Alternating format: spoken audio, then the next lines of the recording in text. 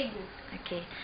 Selamat petang ya Puan. Selamat petang. Okey, terima kasihlah sebab sudi untuk ditemu ramah oleh saya dalam assignment saya ni ya. Okey, sebelum tu boleh ceritakan sedikit maklumat diri Puan? Ya, nama saya Uma. Saya bekerja sebagai seorang guru di sekolah rendah lah. Saya ada 3 orang anak dan umur saya 33 tahun. Okey. Okey, boleh ceritakan mengenai sejarah Deepawali dan kenapa Deepawali diraikan? Okey, Deepawali ini diraikan oleh masyarakat India yang beragama Hindu. Okey, itu yang first lah. Kalau nak ceritakan tentang Deepawali, sebenarnya dia ada cerita dia yang tersendiri, yang unik. Pada zaman dulu, itu beratus-ratus tahun dahulu lah, ada seorang raja yang namanya, kalau tak salah, Nargeswara. Okey. So dia adalah seorang pemerintah dekat Tamil Nadu, kat South India. Di satu bandar, saya tak ingatlah nama tempatnya. Okay. Dia adalah seorang pemerintah yang amat kejam, amat kejam. So dalam sejarah kehidupan dia tu, dia buat semua yang tak patut seorang raja tu buat. Dia mendera, dia letak penduduk dia dalam kebuluran. Semua kekayaan negara tu dia yang simpan. Okey. So penduduk dia ni tak tahan dengan keadaan ini. So tiap-tiap hari mereka meminta pada Tuhan mereka ni, berilah mereka satu jalan yang keluar daripada kekejaman dia. So suatu hari ni dewa Hindu, salah seorang dewa Hindu telah muncul dan berjaya membunuh pemerintah yang kejam ni. Semasa Nargeswara ni dibunuh, dan sebelum ayat dia tu habis, nyawa dia habis, dia minta dekat dewa ini satu hajat, di mana dia rasa menyesal apa yang dia buat selama ni adalah satu yang amat kejam. Dia amat merasa malu dan menyesal dengan tindakannya ni. Maka dia nak penduduk negara dia dan penduduk seluruh dunia menyambut Deepawali, sempena kematian diri dia. Di mana Deepawali itu sendiri pun ada artinya. Deepa tu sebenarnya cahaya. Wali itu adalah jalan ke cahaya. So itulah yang dikatakan Deepawali sebenarnya. Okey. Bagaimana sambutan pada masa lalu berbanding masa kini? Masa lalu kalau ambil keluarga saya sendiri pun, masa saya zaman kecil tu ala kadar, kerana tengok ekonomi keluarga masing-masing. Walaupun ala kadar, tapi rasa seronok lah. Yalah. Kerana ibu saya akan pastikan kami semua at least beli sepasang seorang. Kami sebenarnya 5 orang adik-beradik. Dia akan pastikan setiap kami ada at least sepasang baju baru. Dan dia akan mak saya ni sebenarnya bekerja. Dia bekerja sebagai seorang pembantu rumah.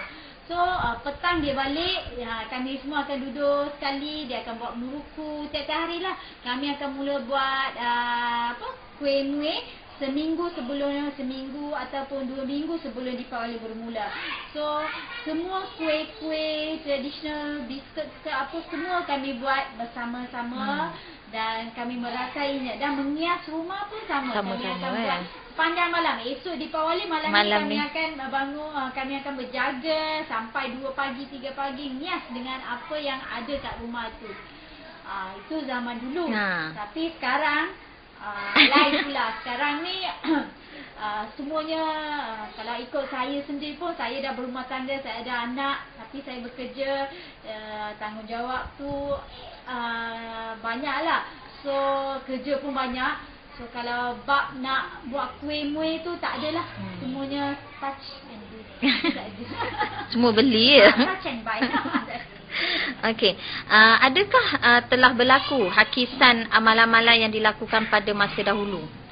Rasanya adalah, bukannya 100% tapi sedikit sebanyak tu adalah. Yang kita nampak ketara tu, 3 perkara yang saya boleh beritahu adalah lampu. Kalau sekarang kita boleh nampak, kalau Deepawali ke Hari Raya ke Chinese New Year ke semua sama. Lampu kelip-kelip yang kita pasang dekat elektrik. Dulu, masa dulu tak ada macam tu. Kalau Deepawali kita akan nyalakan lampu pelita yang lampu pelita lah. Sekeliling rumah. Macam itu satu. Kedua tu, kami ni sebagai orang yang beragama Hindu dan menyambut Deepawali ni, kami akan pastikan depan rumah tu kami akan ikat daun mangga. Itu adalah satu kewajipan lah. Daun mangga yang memang fresh, hidup. Sekarang ni jaranglah kita tengok tu. Sekarang ni semua ready made. Apa tujuan daun mangga tu ya? Daun mangga tu satu benda yang suci. Dia hijau. Dia memang penanda yang suci lah. So sekarang ni tak ada dah. Jarang lah, bukan kata tak ada. Ada yang masih tradisional lah. Tapi boleh kata 70% tu dah tukar kepada daun mangga plastik yang boleh kita beli dekat kedai. Dan seterusnya yang paling besar yang kita nampak ketara perubahannya ialah kolam. Kolam yang kita kata kolam ranggoli. Kolam ranggoli tu memanglah kolam yang berwarna-warni. Tapi yang kolam yang sebenarnya kalau kita tengok dekat South India zaman dulu, dia adalah kolam yang dilukis atau dilukis dengan tepung beras atau beras tu sendiri. Di mana mereka akan lukis, tak ada warna-warna dicampur. Mereka kaum wanita akan bangun awal pagi. Dia akan mandi, dia akan sembahyang. Lepas tu dia akan pergi depan rumah dia tu, depan halaman rumah. Dia akan buat kolam dengan beras. Sebenarnya motif buat kolam tu depan rumah tu bukan untuk cantikkan rumah. Sebenarnya yang tu adalah kita sedekahkan makanan untuk serangga-serangga yang ada sekeliling. Bagi serangga tu datang makan. Semut ke, kumbang ke datang makan. Sebenarnya kita mengenyangkan serangga-serangga itulah. Itu adalah satu sedekah. Tapi sekarang ni dah berubah. Kolam kita buat tengah rumah. Lepas tu semuanya dalam warna-warni. Akhirnya kita bagi bahan chemical pula pada serangga. Okey, saya rasa itu saja ya Puan. Terima kasihlah di atas kesudian Puan untuk ditemu ramah pada hari ini ya. Terima kasih Puan.